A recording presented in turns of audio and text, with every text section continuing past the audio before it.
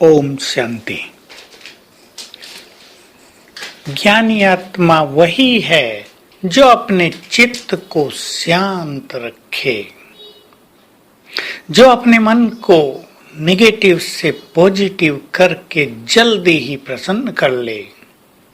ज्ञानी आत्मा वो नहीं जो किसी नेगेटिविटी के बहाव में, व्यर्थ संकल्पों के बहाव में तेजी से बहती चली जाए। बातें तो आती हैं और चली जाती हैं। परिवारों में भी अनेक चीजें मनुष्य के साथ होती हैं। ऐसा तो नहीं होगा कि जैसा हम चाहते हैं वैसा ही सब करें या वैसा ही सब कुछ होता रहे।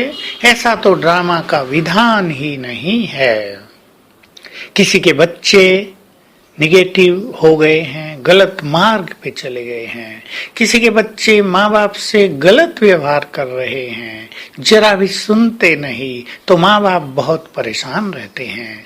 तो हमें एक बात, सत्य बात जान लेनी चाहिए। अगर हम परेशान रहते हैं तो हमारे बोल में प्रभाव नहीं रहता है, तब हमारी कोई नहीं सुनता है, और जब कोई नहीं सुनता तो मनुष्य और इरिटेट होता है और उसकी स्थिति बिगड़ती जाती है।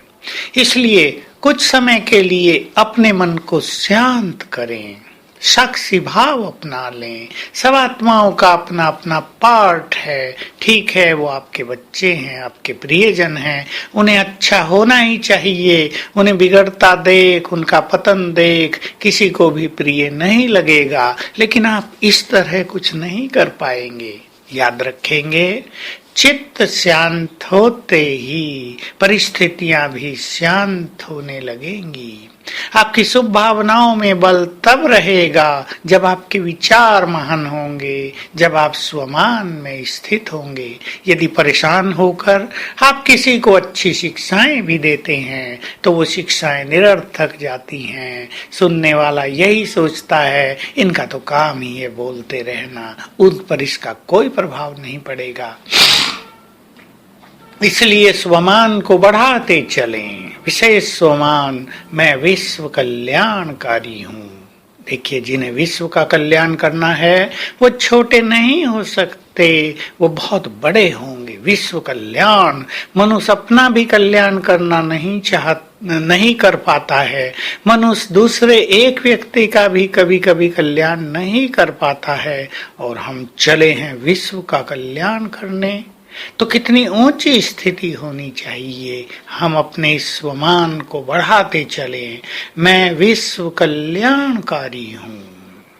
दूसरा स्वमान, मैं वही हूँ जिनके मंदिरों में पूजा हो रही है। मैं इष्ट देव देवी हूँ। क्या इष्ट देव देवी को कभी आपने परेशान होते देखा है?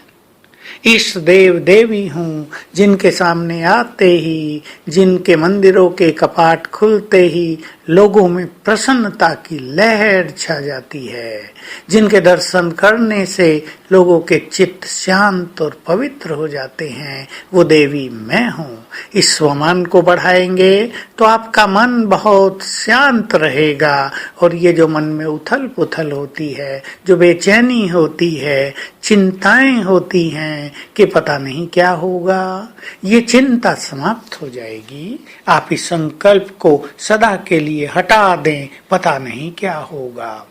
ज्ञानी आत्माओं का ये संकल्प नहीं होना चाहिए। होगा वही जो विधि में, ड्रामा में रचित है, पहले से नोंद है, जिसे लोग कहते हैं जो लिखा हुआ है।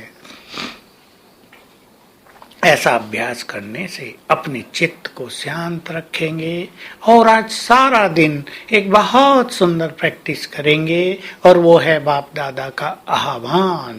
बाबा को निमंत्रण देंगे परम धाम में, और फिर देखेंगे बाबा अपना धाम छोड़कर नीचे आ रहे हैं, ब्रह्मा तन में प्रवेश करते हैं,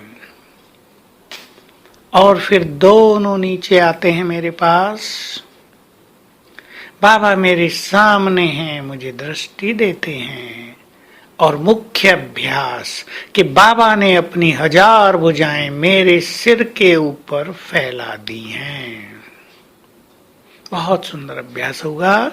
जैसे उनकी छत्र छाया, हाथों की छत्र छाया मेरे सिर पर है और बाबा की आवाज सुने, बच्चे तुम चिंता न करो, इन सब का जिम्मेदार मैं हूँ, मैं सब कुछ ठीक करने वाला हूँ, मेरी शक्तियों में विश्वास रखो। ये अभ्यास हर घंटे में एक बार आज अवश्य करेंगे। ओम शांति।